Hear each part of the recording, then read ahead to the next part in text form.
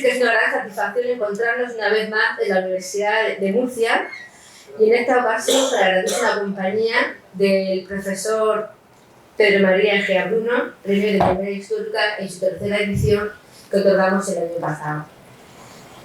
Francisco Martínez, Kiko, que es uno de los homenajeados este año, y también nos acompaña Renata Martínez Soler a través de la videollamada que hemos organizado. La Federación de Asociaciones de Memoria Histórica de la Región de Murcia está conformada por las asociaciones de Memoria Histórica de Cartagena, de Murcia, tenemos Memoria, el Ateneo Villa de Archena, el Ateneo Villa de Cieza, Amanecer 31 de Águila, la Delegación de AGE en Murcia, a la cual pertenece a nivel nacional Kiko Visone, el Taller de la Memoria de Santomera y la Asociación Alumbre de Mazarrón. De trayectoria más o menos dilatada en cada uno de estos municipios, desde su creación, la Federación realiza un esfuerzo conjunto y coordinado de actuaciones bajo los principios de verdad, justicia y reparación.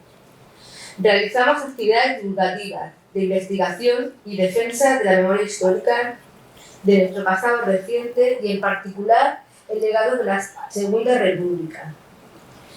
Acciones reivindicativas de los derechos y valores de los vencidos de la Guerra de España y la represión franquista. Entendemos que la anomalía histórica que supuso el franquismo, la represión y una transición marcada por el alto precio del olvido lleva aparejado un déficit democrático de consecuencias que llegan más allá de nuestros días.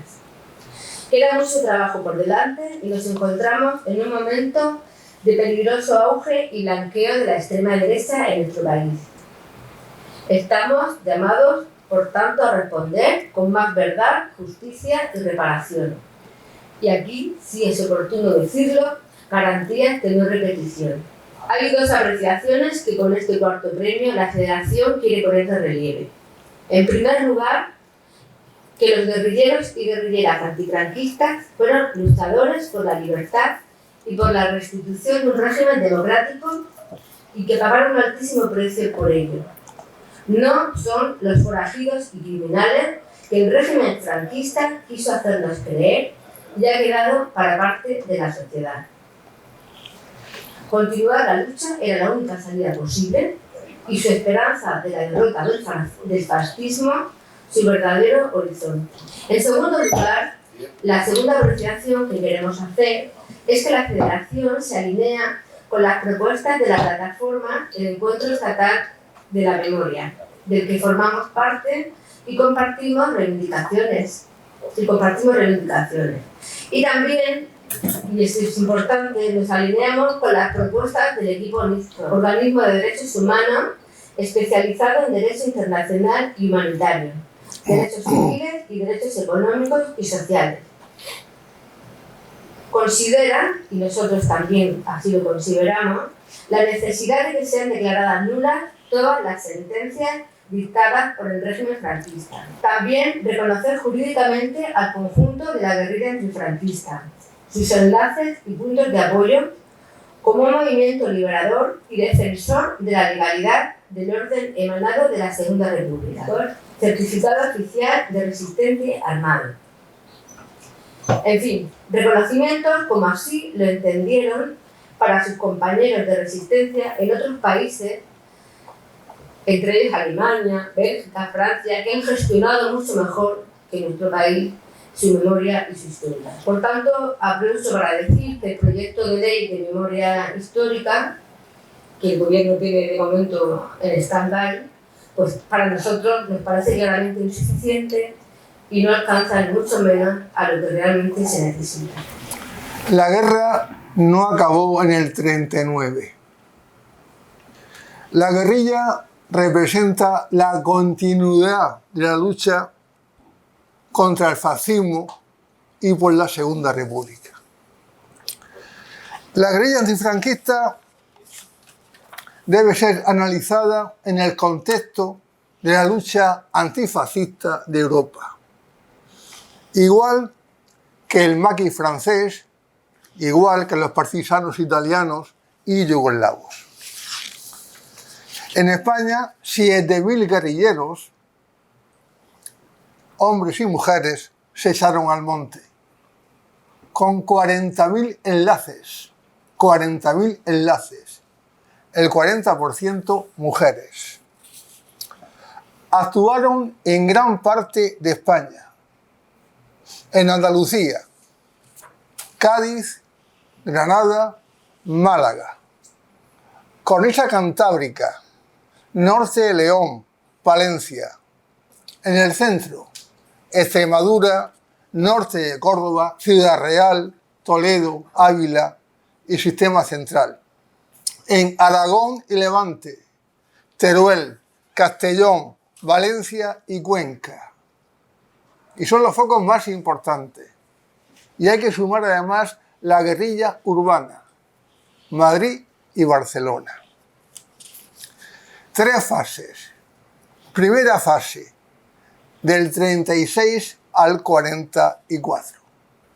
En la fase de los huidos, los que escapan al monte huyendo de la represión fascista.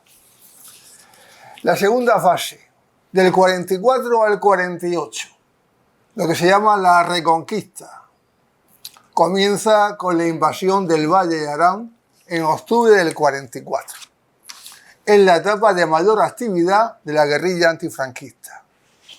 Tercera etapa, hasta el 52. Es el final de la guerrilla. Final de la guerrilla ante el vacío de las potencias democráticas. Era la segunda vez que la Europa democrática daba la espalda a la República y a los republicanos. También ahora, esas potencias democráticas dejaron solos a los guerrilleros. Y además se encontraron con la represión fascista contra la guerrilla. La guerra sucia contra la guerrilla. La ley de fugas, los sobornos, las delaciones, las torturas. Guerra fría en toda regla contra la guerrilla antifascista. Y las muertes sumarias. Son asesinados 2.122 guerrilleros y guerrilleras. Francisco Martínez López, Kiko, nace en 1925 en Cabañas Raras, en un pueblo de León, en el Bierzo, un pueblo de 1.000 habitantes, de familia campesina. Fue un niño de la guerrilla. Con 14 años, participa en los servicios de información republicana. Y es el enlace de la guerrilla de León, Galicia. Con 22 años, se une a la guerrilla. En el 52 pasa la frontera a Francia por Navarra. Miembro del Comité Central del Partido Comunista de España. Regresa a España en el 77, tras 27 años de exilio.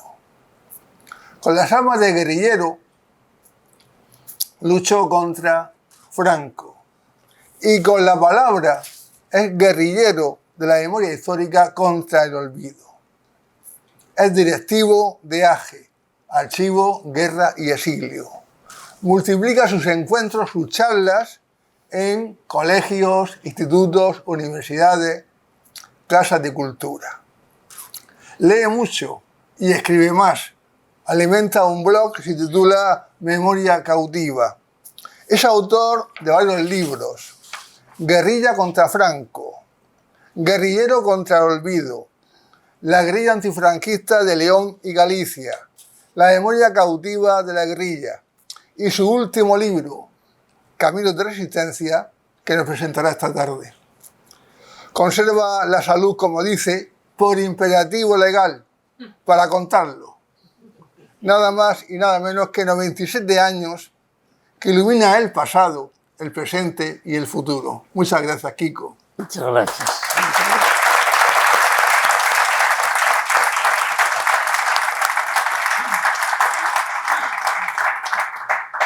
Esperanza Martínez García, Sole en el monte, Conchita en la clandestinidad, republicana, guerrillera y comunista. Representa a la mujer luchadora contra el franquismo. Nace el año 27 en Atalaya de Villar del Saz de Arcas, una aldea de la provincia de Cuenca con más letras que casas. 10, 12 casas tiene ese pueblo. El nombre es mucho más largo que el número de casas. Para asistir a la escuela, Sole tiene que recorrer cada día 5 kilómetros, igual que tiene que hacer si quiere ir al médico. Esperanza colabora con la guerrilla, con el 5º sector de la agrupación guerrillera de Levante y Aragón. Se ocupa de las tareas de información, abasto y cuidado de los guerrilleros. Con 19 años se incorpora a la guerrilla. Durante 2 años vive en el monte. Para ella el monte es una escuela de cultura y de política. Año 50 ingresa en el Partido Comunista. En el 51 pasa a Francia y regresa para colaborar en la evacuación de los restos de la agrupación guerrillera de Levante. Entre ellos, 2 guerrilleros murcianos de Yecla. Fue detenida antes de poder cumplir su misión. Comienza en su vida una nueva etapa: torturas y cárceles. Fue sometida a 2 consejos de guerra, condenada a 26 años de cárcel. Cumple 15 años en los penales de Burgos, Madrid, Valencia y Alcalá de Henares. Fue castigada por roja y por mujer, por transgredir el papel de género. Salió en libertad condicional en el año 67. Logra rehacer su vida laboral, política y privada. La primera boda civil de Zaragoza. Entonces había que apostatar para casarse por lo civil. Continúa su combate contra el franquismo y contra el olvido. Es presidenta de AGE. Sus vivencias han sido recogidas en la novela La voz dormida de Dulce Chacón. También en el cine, en la película de Moncho Armendáriz, Silencio roto, y en los documentales La guerrilla de la memoria de Javier Corcuera y Esperanza Martínez, una luchadora por la libertad, de Amparo Bella, Regín y Lyon y Concha Gaudó. Ha escrito Guerrilleras, La ilusión de la esperanza, y una segunda edición corregida y ampliada, Guerrilleros, guerrilleras, recuérdalo tú, recuérdalo a otros. Quiero terminar con un fragmento del poema de Luis Cernuda que da título al libro de Esperanza. Gracias, compañero, gracias por el ejemplo, gracias porque me dices que el hombre es noble. Nadie importa que tampoco lo sean. Uno tan solo basta como testigo irrefutable de toda la nobleza humana. Muchas gracias, Kiko, muchas gracias, Sole, por vuestro ejemplo, por vuestra nobleza. Muchas gracias.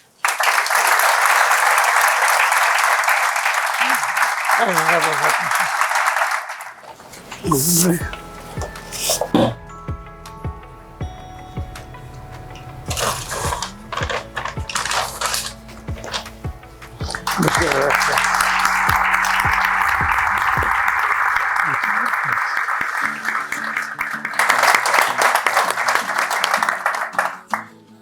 Muchas gracias.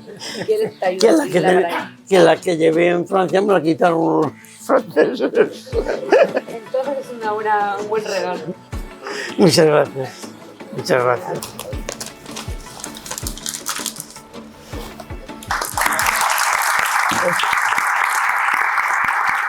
Para firmar por la paz y por la fraternidad.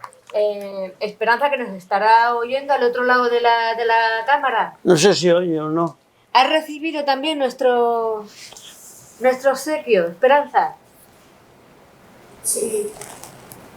Encantada de veros ahí precisamente hablando de lo que fue la guerrilla, de aquellos luchadores por la libertad y la recuperación de la memoria y la dignidad. Y encantada de haberos escuchado precisamente la lectura que habéis hecho de nuestras vidas, tanto la de Kiko como la de Sole, por ejemplo.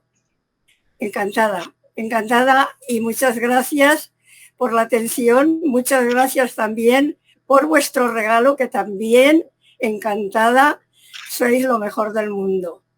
Os quiero.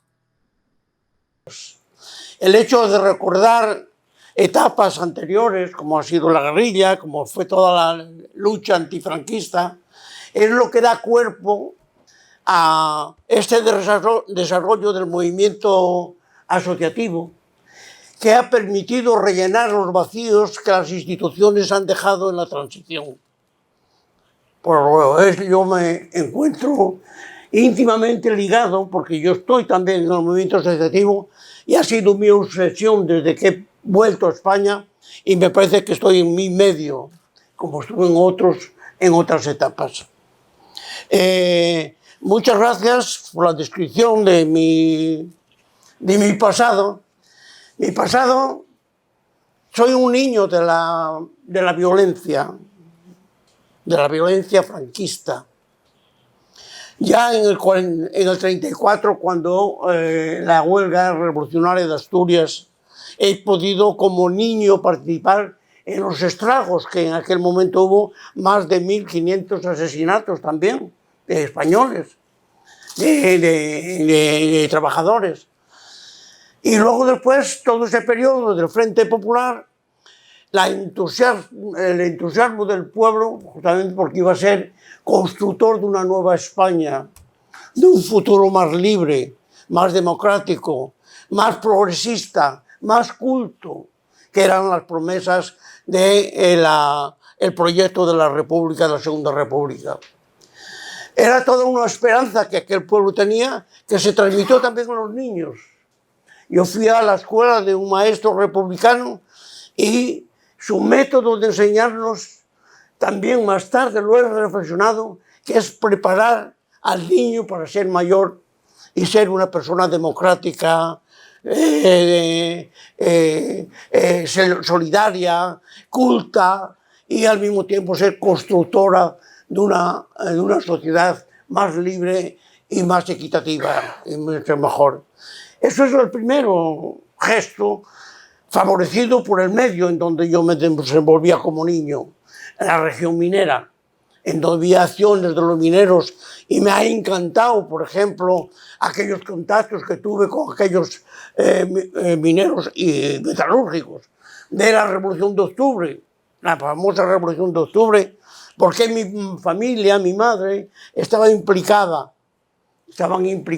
en la solidaridad con este movimiento. Mi madre era una de las mujeres que en la oscuridad anterior a la República pensaba también en sus fantasmas de una sociedad que no tenía perspectiva, sobre todo para la mujer. Y ha sido una activista en el momento de esos momentos cruciales, en el momento de la huelga revolucionaria de Asturias, siendo solidaria y creando comités de apoyo a ese movimiento, y lo fue en toda la campaña electoral para las elecciones del Frente Popular. Triunfa el Frente Popular, se incrementa la satisfacción y la esperanza, pero nos duró muy poco, sobre todo en aquella región. El Frente Popular triunfa en el mes de febrero, el 18 de febrero. El 18 de julio hay el levantamiento en contra de la República y aplastan aquella región, la provincia de León, Galicia, una gran parte. A partir de ahí el drama. Los niños también, que teníamos entusiasmo, porque ya estamos pensando también en un futuro más libre, un futuro mejor, más fraternal, pues también fue la frustración de los niños. Se acabaron las escuelas, por ejemplo, mi maestro fue asesinado, mis vecinos fueron asesinados. Como niño veíamos los cadáveres en las cunetas en la calle, los dejaban justamente para sembrar el terror. Todo eso forjó también mi vida de rebeldía. Soy un rebelde desde niño. Sigo siendo un rebelde contra la injusticia. Me parece que es una cualidad, creo. La persona que no es rebelde contra lo negativo, pues es pasiva y es cómplice.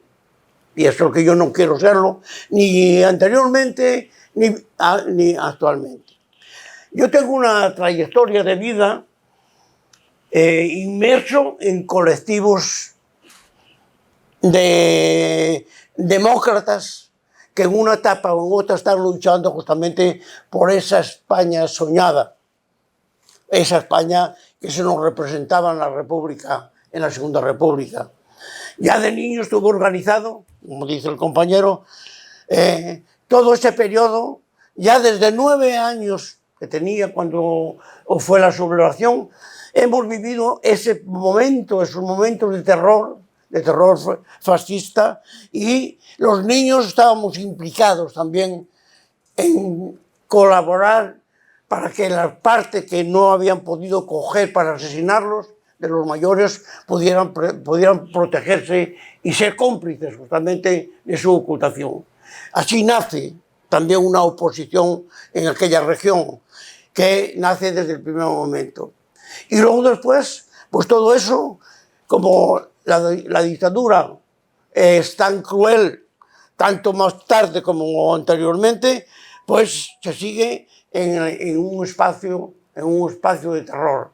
Y así se va generando una oposición social de gran mayoría de la población que rechaza el franquismo por todas esas atrocidades y se organiza. Y se organiza en torno a quién, a aquellas personas que de una manera u otra están elaborando un proyecto de lucha en contra de esas anomalías. Y así mi familia ha sido implicada, mis compañeros de clase hemos sido organizados ya cuando teníamos 14 y 15 años, al lado de ese movimiento que empezaba a gestarse de oposición armada al franquismo. Así fue mi vida primera, y así fue mi trayectoria después, porque cuando se está en la lucha tienes el inconveniente que también puedes caer, y muchos de mis compañeros de escuela justamente y vecinos han sido asesinados por la ley de fuga por colaborar justamente con la oposición al franquismo. Yo tuve la suerte de salvar por casualidad cuando me iban a detener, si no hubiera sido un candidato también para la ley de fuga. Bueno, no fui solo, fueron miles y miles de personas que han sufrido esa consecuencia. Yo quiero que mi trayectoria se inserte dentro de ese colectivo, primero de la represión y luego después de la lucha por la conquista de la República en el exilio.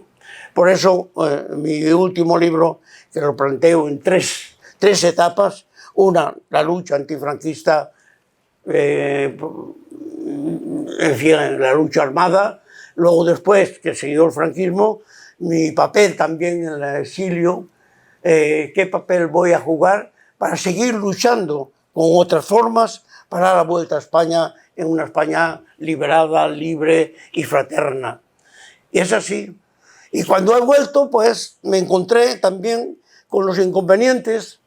Sí, me perdonaron la vida, no tuvieron más remedio, porque la mayor parte de mis compañeros han sido asesinados.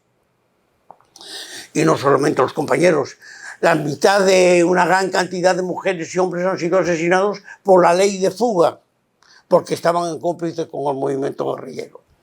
Y hemos salvado unos pocos, muy pocos. Y no es en el exilio que nos van a dar el reconocimiento ni el tratamiento, no hubo reconocimiento. Salvaste la pelleja y tienes que, como una persona más, a ganar tu vida y a insertarte en la sociedad que te acoge, que ya es mucho, que te acoge. A mí me han acogido con muchas dificultades, pero al fin y al cabo conseguí de que me reconocieran mis condiciones, yo y mis compañeros, que éramos un grupo bastante amplio, de luchadores por la libertad y que los españoles habían dado ejemplo también, no solamente de luchar por su libertad en España, luchar contra el fascismo, por la libertad de Francia y por la libertad del mundo. Ese es un patrimonio que podemos reivindicar y que es el patrimonio de España. No todos. Hubo fascismo, sigue habiendo fascismo, pero hubo una nobleza enorme, una voluntad de luchar contra ese fascismo que había dejado sus huellas ya en España antes de estallar la Guerra Mundial. Y bueno, pues estuve en lo que se llama la emigración, como exiliado político, militando para la vuelta a España. Era nuestro anhelo y nuestra obsesión. Ahí he tenido una experiencia más, de cómo se puede luchar también sin las armas, por otros medios, por la organización, por la palabra. Me tocó estar en el periodo donde la inmigración en España era tan grande que llegaron allí 800.000 emigrantes a Francia y hemos conseguido, al fin y al cabo, aquel partido, que era el partido del exilio, el partido de los refugiados, se ha convertido en el partido de los trabajadores, al lado de esos inmigrantes. Es otra experiencia que tengo también sobre cómo las asociaciones, el movimiento asociativo, tiene unas prerrogativas sin complejos más que los partidos políticos o que la institución, porque reivindica lo que siente y se identifica con lo que es. No hay trampa. Un obrero es un obrero. El defecto sería no tener conciencia de que es un obrero y que es un explotado. Un emigrante que es la mercancía de un país miserable en aquel momento por el franquismo y que se aprovechan también otros países, y el emigrante es la mercancía que da beneficios también al sistema capitalista. Y eso pues hay que tener conciencia y transmitirla. Aquellas gentes, muchos no tenían conciencia de esa cuestión, porque bueno, era muy difícil con el franquismo a tener los matices de clase, de que a dónde pertenecía cada uno. Entonces, bueno, pues toda esa cuestión era muy importante, jugar un papel de darles conciencia y también de acompañarlos en la lucha por sus propias reivindicaciones. Se acabó la etapa, viene la transición y claro, para nosotros pensamos que ya era, en fin, volver a España, a la España que soñábamos, pensábamos, la que habíamos más o menos definido en nuestros proyectos. Pero sin embargo intervienen ciertos factores que limitan la transición a tener un contenido puramente democrático, y ahí se forja el olvido del pasado. El pasado no cuenta, y si no cuenta el pasado, no por la nostalgia, sino por el conocimiento de nuestra historia, pues se están creando las condiciones de la ignorancia de un pueblo de su propia historia. Y yo, con la experiencia que tenía, me inserto también cuando vuelvo aquí en el movimiento asociativo, en AGE completamente. Y bueno, pues, ¿qué es el movimiento asociativo? ¿Lo sabéis? ¿Qué es el movimiento asociativo? Es el conocimiento del pasado, de las experiencias del pasado, cualquiera de las etapas, porque tiene un proyecto de futuro de una sociedad equitativa, libre, fraterna y progresista. Y automáticamente no tiene compromiso con la institución, no tiene compromiso con el gobierno. Sus propias reivindicaciones son reivindicaciones naturales de la sociedad. Y yo me parece que en ese plano vuestro trabajo y este gesto es que tenéis memoria. Es que hay memoria en Murcia, en vuestras asociaciones, sobre el pasado. Y al tener memoria se recogen las experiencias de todas las etapas del pasado para forjar un proyecto de futuro en donde la sociedad no esté ausente, esté la sociedad. nadie puede ofrecer el bienestar a una sociedad. Tiene que ser la sociedad misma que lucha o trabaja o hace justamente por su propia emancipación.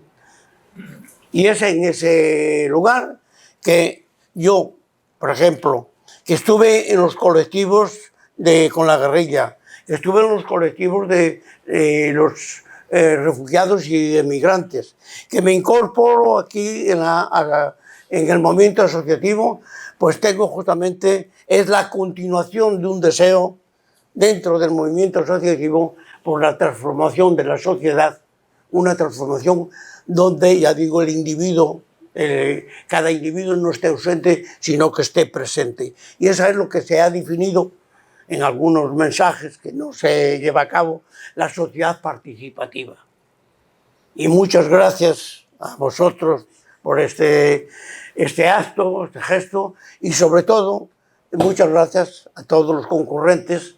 Me parece que ya es una sensibilidad hacia el problema de saber qué ha sido de España, qué ha sido la guerrilla o qué ha sido en otras luchas, qué es lo que puede conviene.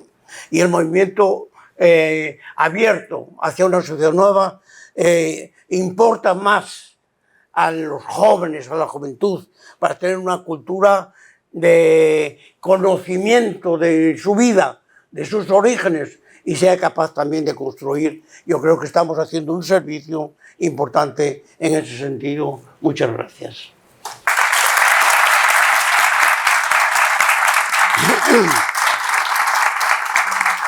Yo le quería preguntarte, cuéntanos tu experiencia, sobre todo también tu último libro, ¿qué destacarías de tu último libro y cuál ha sido tu experiencia también de la guerrilla, lo que tú has vivido? Agradecer precisamente el recordar, o sea, el hecho de estar precisamente recordando a todas las agrupaciones guerrilleras de este país me parece que es fundamental, precisamente ya que los demás partidos políticos, casi ninguno, se ha acordado de recordarlos, y a estas alturas, a pesar de casi 100, 80 y tantos años que llevamos, todavía estamos sin reconocer la memoria histórica con la dignidad que aquellos hombres y aquellas mujeres merecen, ya que precisamente en esta lucha estábamos incluidos tanto los hombres como las mujeres. Quiero hacer y hablar alto en que fueron las mujeres protagonistas principales de la colaboración y del mantenimiento de la vida, de la resistencia de estos guerrilleros en el monte. Era la única manera de salir adelante. Yo tengo que hablar en cuanto a mi persona. Yo me crié en una familia republicana. Mi padre fue republicano, siempre quería que el régimen cambiara, era antifascista, estuvo siempre en contra y además era un hombre que estuvo vigilado siempre en la aldea donde viví, vigilado por la derecha porque querían también en los primeros momentos quitarlo del camino, no toleraban que nadie pensara diferente. Entonces, de ahí me vienen a mí precisamente el sentimiento republicano de aquellos momentos. Yo me acuerdo cuando la guerra se hablaba mucho de esto y yo estaba con el oído atenta, precisamente para enterarme bien de lo que ocurría. Nunca se me ocurrió pensar que yo podría meterme un día en el camino de la lucha guerrillera. Sin embargo, el día que se me ofreció la posibilidad, quedé encantada de poder hacerlo y lo hice con mil amores, precisamente entonces sin importarme nada, porque lo hacía con mucho cariño, lo hacía de verdad. Yo quería precisamente una república que era el gobierno legal, que el fascismo nos lo habían arrebatado precisamente por una sublevación. Yo no podía tolerar eso, pese a tener muy pocos años y no llegar a entender el valor y la importancia que todo aquello tenía. Sin embargo, cuando llegó el momento, no dudé en absoluto de ponerme al servicio, mi familia entera, de los guerrilleros. Todo lo que necesitaron, tanto venían a casa, yo les he lavado, les he hecho tiendas, les he cosido, les he hecho jerseys, calcetines y de todo lo que han necesitado, además de la lista de compras que me ponían para ir a comprarla fuera de la aldea donde vivía, porque para ir a Cuenca, que son 15 kilómetros, así había que hacerlo con una caballería, con una burra, que es con la que lo hacía yo precisamente, y entonces yo iba, cogía todo lo que me habían puesto en una nota, a la noche cuando llegaba, ellos recogían todo, eso lo llevaba. Siempre me dieron dinero para comprar, yo les aporté lo que pude de lo que yo tenía en mi casa, pero sin embargo, en aquellos tiempos tampoco eran tan grandes porque eran tiempos de mucha hambre, de mucha miseria y en fin, los tiempos aquellos fueron difíciles. Entonces, para mí, la mayor ilusión, la mayor alegría fue precisamente aquella etapa.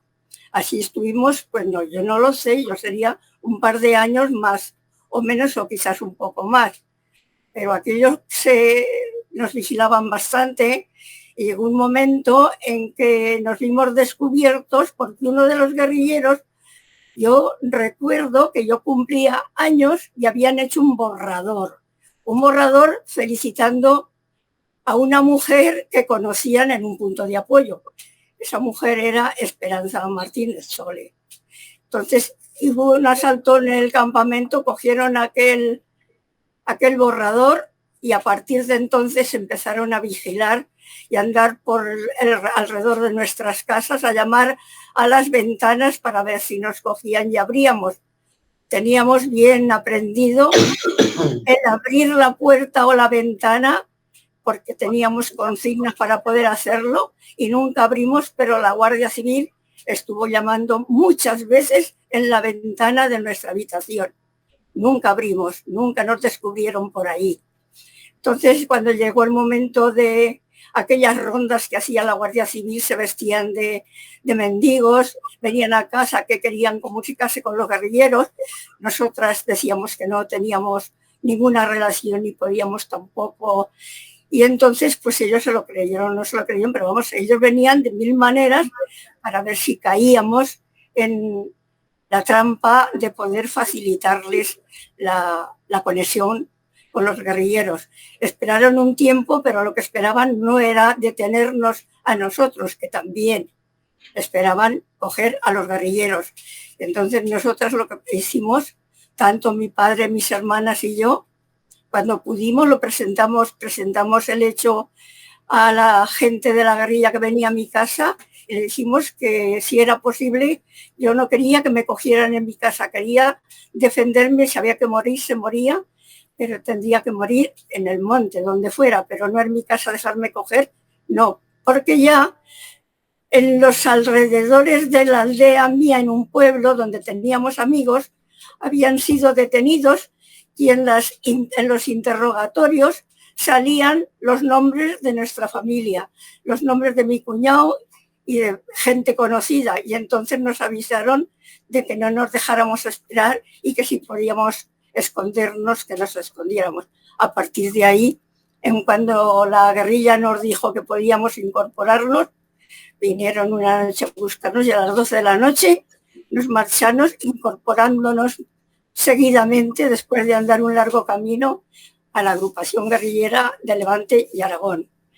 La agrupación guerrillera de Levante, como otras tantas de este país, todas las guerrilleras, quiero decirte que es digno de recordarlas.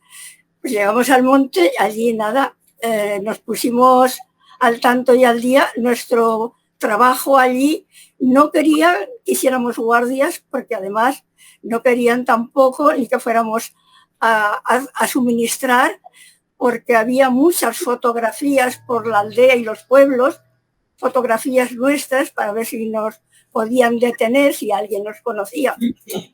Entonces los compañeros pensaron que no era conveniente de ir a suministrar con las mujeres, porque precisamente esto era dar señal de por dónde andábamos y esto no debía de hacerse y no lo hicimos. Dedicamos el tiempo a estudiar, a leer, a comprender lo que era la política guerrillera, lo que era el franquismo, que más o menos se sabía muy poco porque en aquella aldea era una aldea de muy pocas casas, como ya se ha indicado, no había escuela, yo me escapaba de la aldea y cuando podía me iba a la escuela y lo único que llegué es a poder llegar a entender lo que son las 4 reglas. A partir de ahí, ya no pude, a partir de ahí lo que he hecho precisamente para tener conocimiento de lo que fue la lucha, lo que fue el partido, lo que fueron la izquierda en total, ha sido precisamente a través de la guerrilla,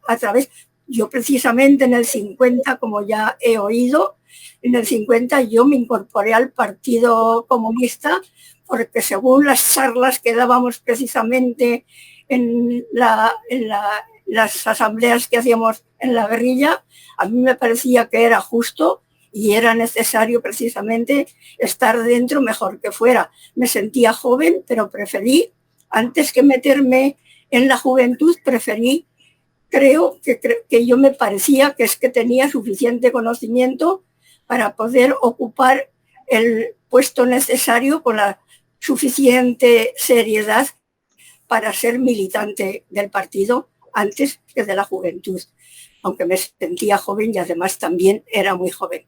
A partir de ahí, yo estuve un par de años, estaría aproximadamente 2 años en la guerrilla y eso, pues bueno, Kiko ya sabe cómo es la guerrilla. Bueno, lo sabe un poco menos porque la guerrilla de Kiko, de León, Galicia, era un poco diferente, aunque el sacrificio creo que se llevaba un poco todas las agrupaciones guerrilleras. Pero Kiko ya sabe que aquello es complicado, las andadas, las marchas que había que hacer, de noche fuera de caminos siempre, y nada, de todas las maneras se hacía, y subiendo, bajando, tropezando, cayendo, en fin, de 1000 maneras, aguantando, pero con la suficiente armonía y con la suficiente también serenidad para seguir adelante. No me sentí nunca cansada, no me sentí nunca con ganas de salir de allí, al contrario, me sentía contenta y lo que quería era, si podía, aportar lo que yo fuera capaz de aportar en aquella lucha. Entonces yo, cuando llegó a partir de los dos años, nos mandaron a mí me mandaron a Francia a través del partido, con un guerrillero que mucha gente lo conocerá, Teo, se llamaba Teo, y con él pasé precisamente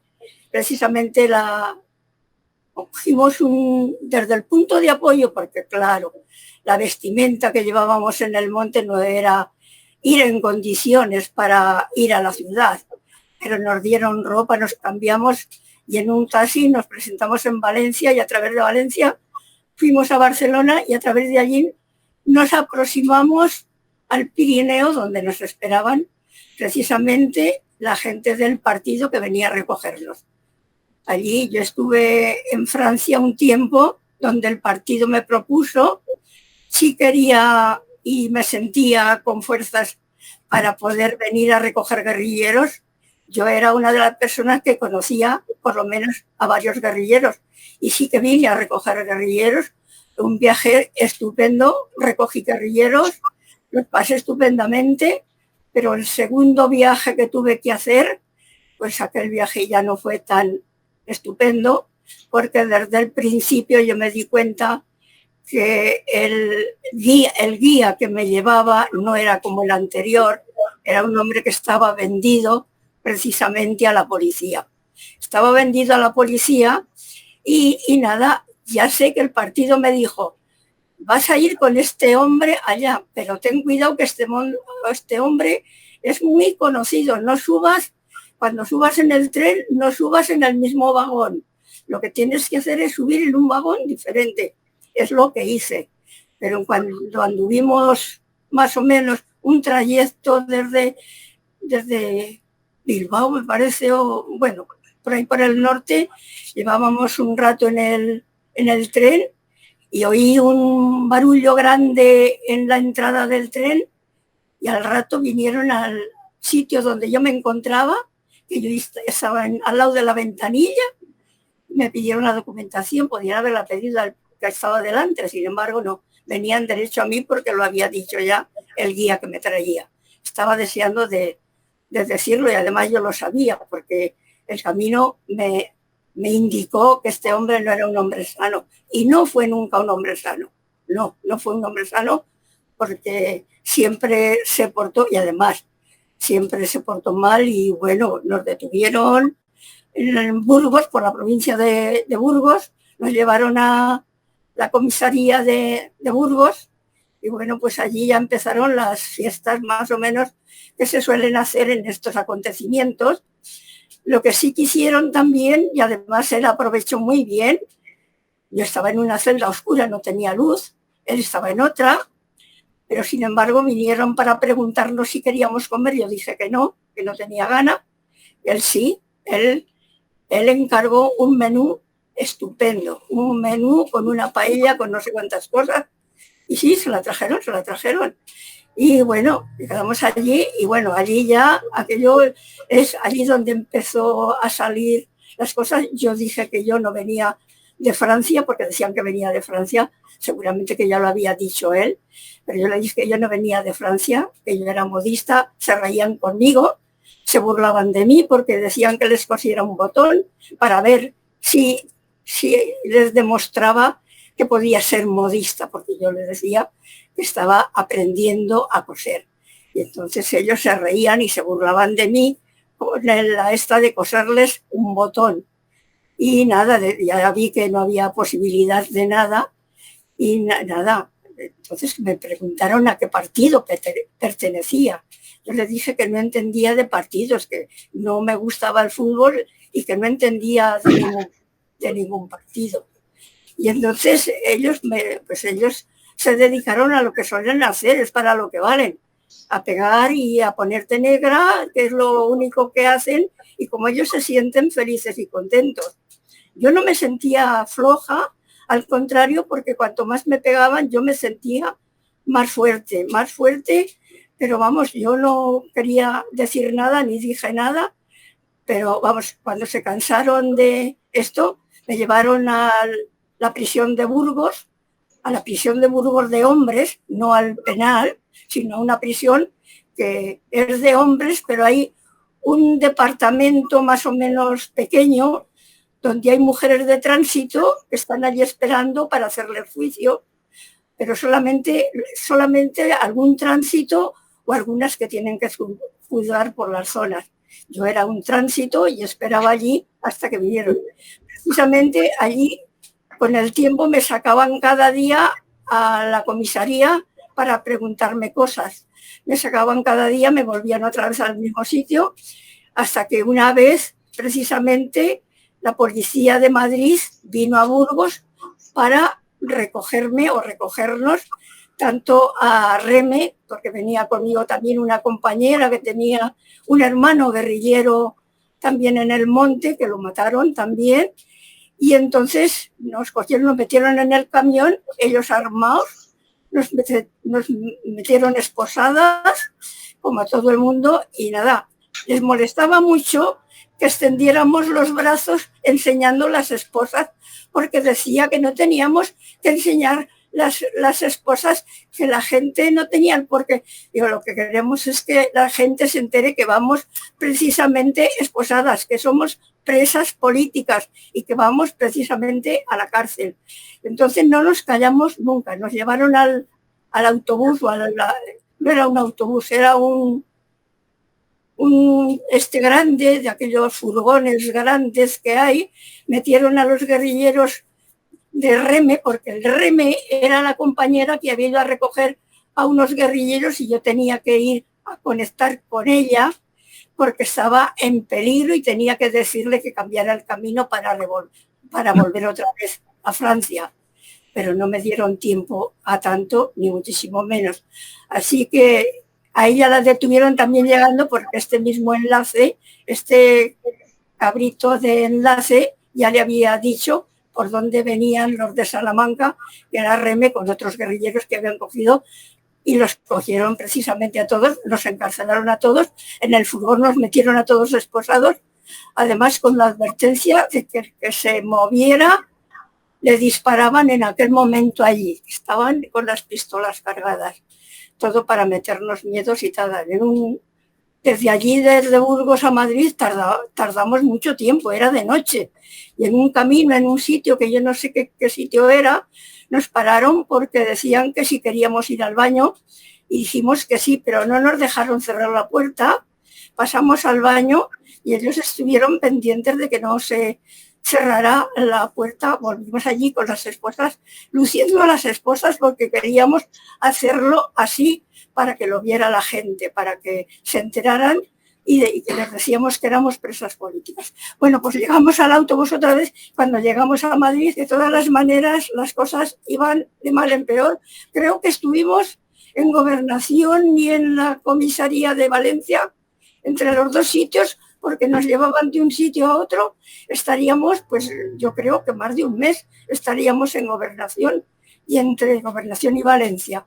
Entonces, desde allí, con el tiempo, bueno, nos subían, nos bajaban, nos sacaban fuera, nos llevaban por un pasillo y nos sentaban para que les decían que le contáramos cosas, que no sé qué, que no, ya sé, bueno, estábamos muy aleccionadas. Bueno, yo estaba ya bien, y Reme también, estábamos muy aleccionadas precisamente del tema y de lo que teníamos que hacer y decir. Y entonces no lograron sacar nada por lo menos no lograron saber lo que querían saber. Pues bueno, nos pegaron todo lo que quisieron, y al cabo del tiempo, además, aquel día era el 1 de abril que celebraban en Gobernación, el 1 de abril que era el triunfo del franquismo, y allí con unos altavoces, con unos volúmenes terribles, deseando de que los apagaran, pero tampoco los apagaban. De allí nos llevaron a Valencia, a la provincia, a la comisaría de Valencia, allí otra vez más o menos igual, pero siempre en celdas. Y nada, una vez que estábamos en Valencia, allí no nos metieron con las presas ni nada, pero allí en Valencia lo que hicieron es alguna cosa muy chula, que dicen ellos, eran muy chulas, son muy chulos ellos, y ellos pensaron, prepárense, los funcionarios, estábamos las dos metidas en la celda, no dejaron entrar con las presas, y a medianoche por ahí nos dicen, tienen que estar preparadas, que vienen a buscarlas. Y a deshora de la noche venir a buscarte, pues la verdad es que no piensas nada bueno. Entonces ya pensábamos en el camino que nos iban a fusilar, y que ya nos lo habían dicho bastantes veces que nos iban a fusilar, y nos habíamos creído, y ya estaba dentro de lo posible, pero vamos, nos llevaron, a donde nos llevaran, pues era precisamente esto, a ver qué vamos a decir en nuestros últimos momentos. Entonces llegamos al cuartel al cuartel de la Guardia Civil de Valencia. Entonces allí lo que sí que hicieron es terminar precisamente todo nuestro trayecto de nuestra detención. Y desde allí, precisamente, nos volvieron otra vez a la cárcel. Pero a los 8 días nos soltaron en libertad. Nos soltaron en libertad, que entonces hacían mucho, tenían esta costumbre porque querían ver con quién nos relacionábamos. Nos soltaron para ver si teníamos alguna relación con alguien para poderlo detener, pero también lo sabíamos, tampoco éramos tan torpes como para dejarnos coger y darles precisamente el trabajo hecho. Pues no. Y bueno, yo allí estuve precisamente en una casa hasta que de nuevo vieron que no sacaban nada en limpio y nos volvieron a meter. Bueno, estuve en varias cárceles, como ya habéis leído precisamente anteriormente. Recorrí varias cárceles. Estuve los 15 años que tuve que estar. Nunca desfallecí, siempre tuve el ánimo alto, porque yo quería seguir estando, seguir luchando precisamente, y el camino que había emprendido al principio quería seguirlo precisamente por la recuperación de la República, gobierno legal de aquel tiempo, de los tiempos del 1930 31-36. Como el tiempo también lo tenemos un poco limitado, sí que quiero recordar los dos libros que has escrito, Mujeres contra Franco y Guerrilleros y Guerrilleras, recuérdalo tú y recuérdalo a todos. La experiencia de Esperanza la podéis encontrar con todo lujo de detalle en esos dos libros donde recorre parte de su biografía.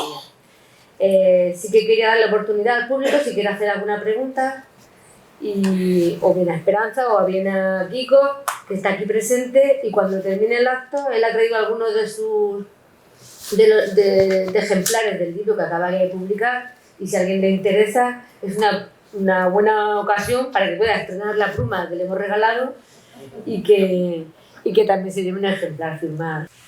Kiko, tú has participado has hecho una labor importantísima y la sigues haciendo, divulgativa en los colegios y pedagógica. Eso es muy importante para poder transmitir la memoria histórica en lo que es a nivel de la educación. ¿Cuál es la barrera más importante que tú consideras que existe hoy en día para transmitir la memoria histórica? La complicidad de la transición, que ha decretado una ley de amnistía, que es la complicidad con quien ha violado los derechos humanos, que ha cometido crímenes de lesa humanidad, y automática amnistía justamente a esas personas que han sido delincuentes, asesinos. Y no es tanto por la persona, sino el sistema del franquismo se inspiró en el asesinato del contrario, en el terror, para imponer su poder. Entonces, no se trata tanto de llevar a un ejecutor a la horca, sino de condenar ese régimen que es la antítesis de la democracia. Y no podemos construir una democracia para que el pueblo se reconozca en ella si no hay justicia. Justicia, justamente verdad de lo que ha sido justicia y la reparación que hace falta para pasar de una etapa a otra. Pasar de la dictadura a la democracia requiere tomar medidas jurídicas y no se han tomado. Por eso estamos reivindicando.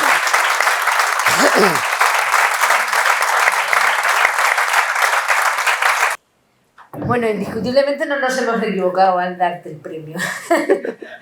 Creo que refleja, con esta última idea que has manifestado, reflejas totalmente cuál es también nuestra postura en cuanto a la memoria histórica y cuál es el trabajo, la línea hacia donde tenemos que seguir trabajando. Muchas gracias por venir, por estar aquí. Muchas gracias, Esperanza. Esperamos verte de nuevo. Muchas gracias a vosotros. Para mí es una gran satisfacción y ilusión de haber tenido la oportunidad de estar hablando y además escuchándoos a vosotros y sobre todo escuchando a Kiko, porque Kiko es precisamente un hombre que no se acaba nunca de terminar de hablar, de decir. Estoy de acuerdo totalmente con lo que dice. Yo no tengo tanta memoria, tanta historia, pero sin embargo hay que reconocer y hay que pensar que precisamente en España no hemos tenido la suerte que han tenido en otros pueblos, como fue Francia, el reconocimiento que aquí en España no ha sido nunca, no hemos nunca sido reconocidos, porque tanto en Italia como en Francia y en otros sitios los guerrilleros fueron reconocidos. Y yo aquí, ahora a mi edad, Kiko estará mal, pero yo es que estoy todavía un poco peor, pero sin embargo con ganas siempre de hacer lo que se puede. Yo aquí últimamente no participo en casi ningún sitio. Últimamente, cuando la pandemia esta que nos tocó, precisamente yo estuve aquí en Zaragoza en un instituto de Clara Campoamor, que es un instituto muy nuevo, además muy nuevo, y estuvimos ahí. He estado 3 veces últimamente, y oye, los chicos, además el instituto lleno de los chicos jóvenes, pero los chicos jóvenes, como ya ha dicho también Kiko, las generaciones últimas no han tenido relación con lo que fue Franco, porque Franco en los colegios ya se cuidó mucho, precisamente de no transmitir lo que fue la guerra, precisamente, y mucha gente todavía no conoce ni lo que fue la guerra, de lo que fue el franquismo, el postfranquismo, y precisamente la gente que tenemos precisamente hoy en la derecha.